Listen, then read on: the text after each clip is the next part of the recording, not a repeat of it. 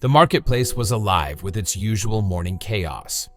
Vendors shouted over one another, their voices rising like a chorus of desperation and determination, each vying for attention.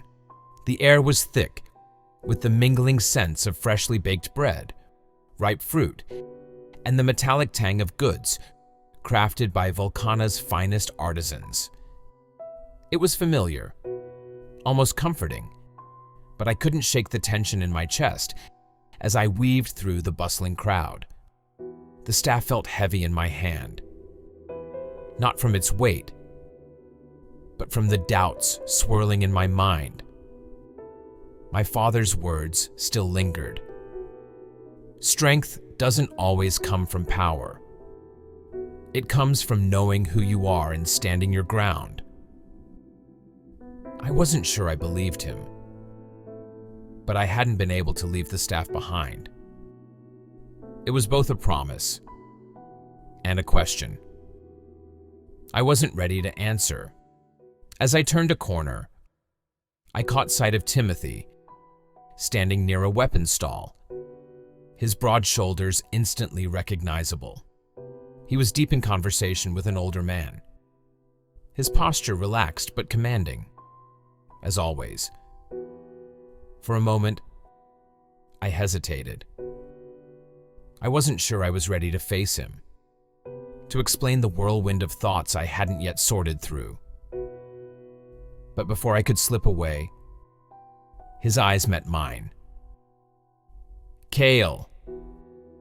Timothy's voice cut through the noise, warm and steady. He waved me over, his usual easy smile pulling me toward him like a magnet. I swallowed my nerves and walked over, the staff clutched tightly in my hand. As I approached, Timothy's eyes dropped to the staff, his expression shifting to curiosity. "What's this?"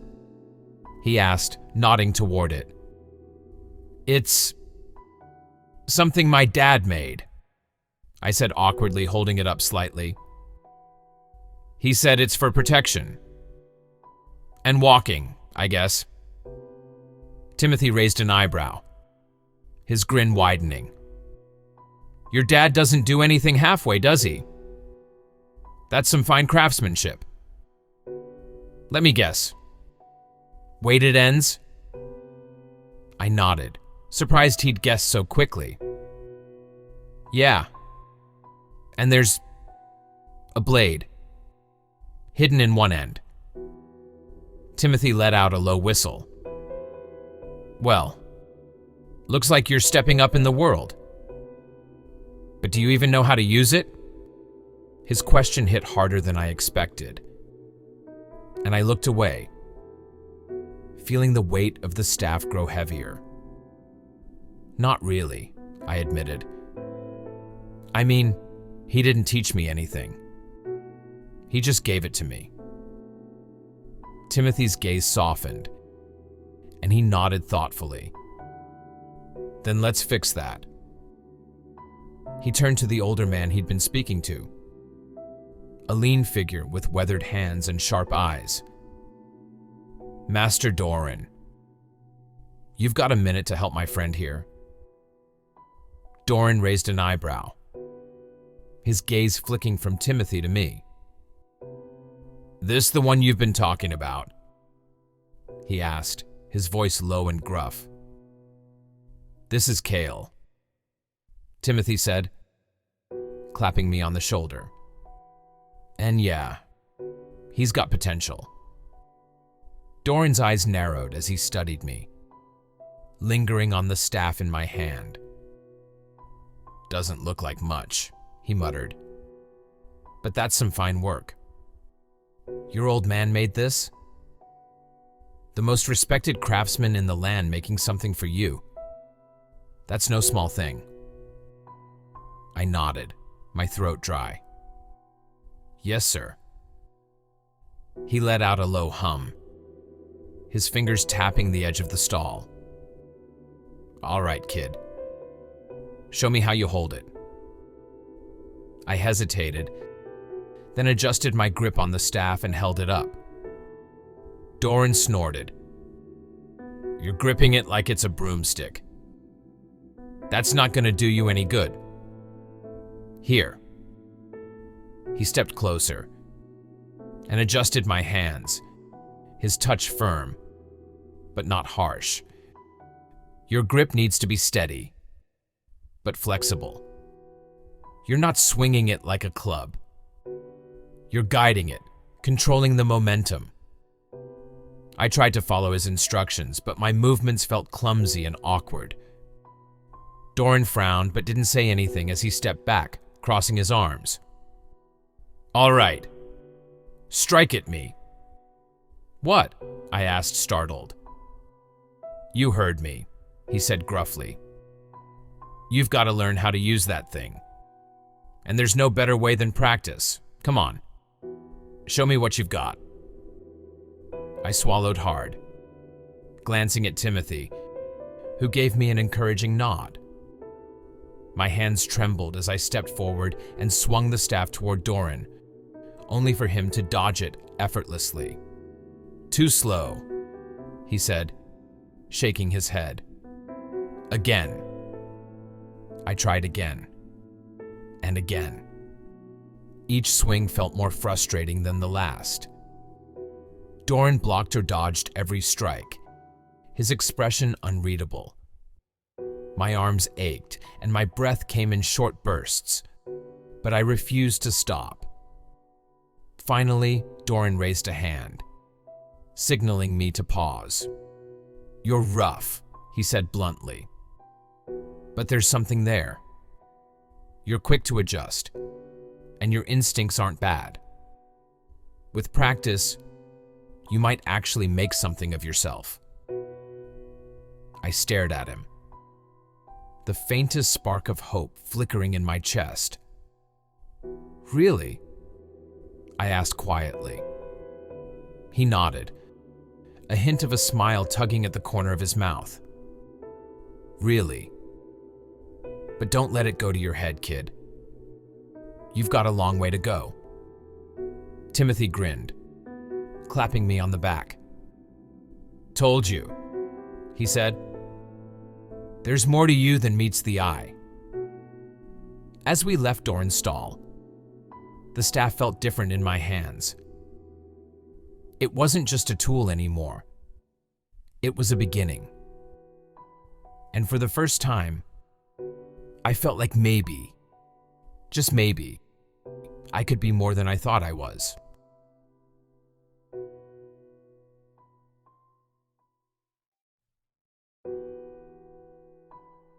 The sun hung low in the sky as Timothy and I made our way toward the edge of the village.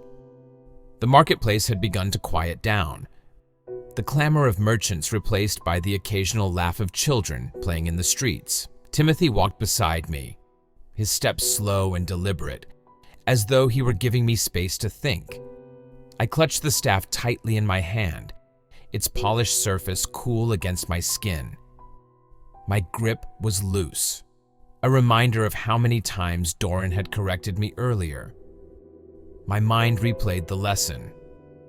Every failed strike, every gruff comment. I hadn't been good. Far from it. But something about the way Doran had spoken stuck with me. "Failing is the most important part of learning," he'd said, his sharp eyes boring into mine as I stood panting in front of him.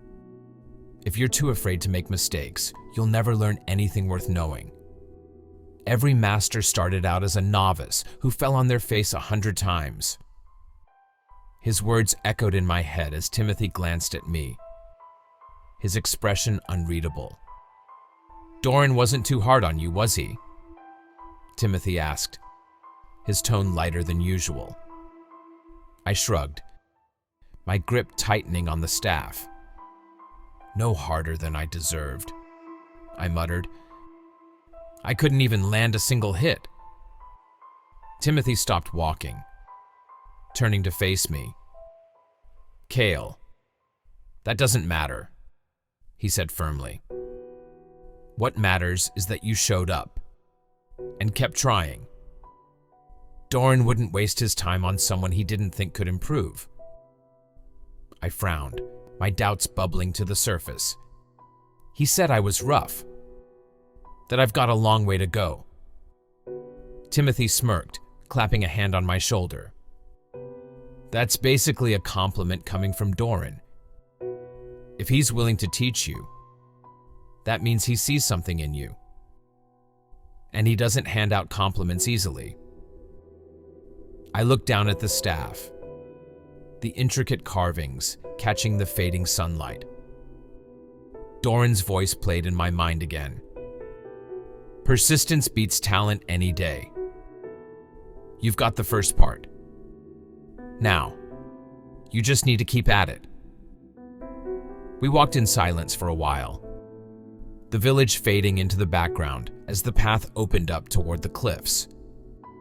The quiet wasn't uncomfortable. It was thoughtful, reflective. I could feel Timothy watching me out of the corner of his eye, but he didn't push me to talk. When we reached the edge of the village, Timothy finally broke the silence. "You're going back to him, right?" he asked. I hesitated, turning the staff over in my hands. "He said I should come by tomorrow, that he'll start teaching me the basics." My voice was quiet, almost unsure, but there was a flicker of something steadier underneath. Timothy's smile widened. "Good. You've got something worth building on, Kael. And Doran's the best teacher you could ask for." We stood there for a moment, the soft hum of the wind filling the space between us. I thought about Doran's words, about my father's quiet confidence when he'd handed me the staff. They both believed in something I couldn't see yet. But maybe they were right. As the sun dipped lower, Timothy leaned against a nearby tree, his expression thoughtful. "You know," he said, his voice softer, "strength isn't about how hard you can hit or how many fights you win. It's about showing up, even when you're scared, even when you fail." I looked at him, his words sinking into the quiet corners of my mind. "Do you ever feel like you're failing?"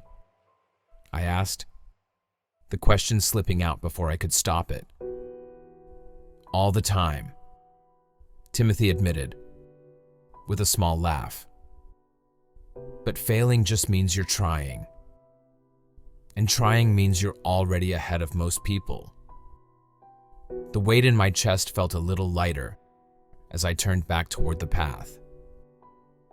I still didn't know if I believed him, or Doran, or my father. But for the first time, I wanted to find out.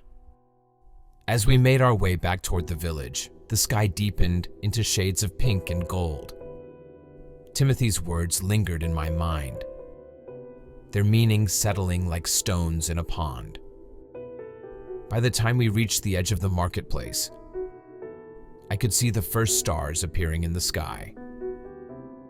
Timothy gave me a pat on the shoulder as we parted ways, his grin reassuring. "Keep at it, Kael. You're stronger than you think." I nodded, gripping the staff a little tighter. The path ahead still felt steep, but as I watched Timothy disappear into the winding streets, I realized it didn't feel as overwhelming as it had before. The night air was cool against my skin as I wandered toward the cliffs, the weight of the day settling into something quieter. Tomorrow would bring more lessons, more failure, and maybe, just maybe, a little progress.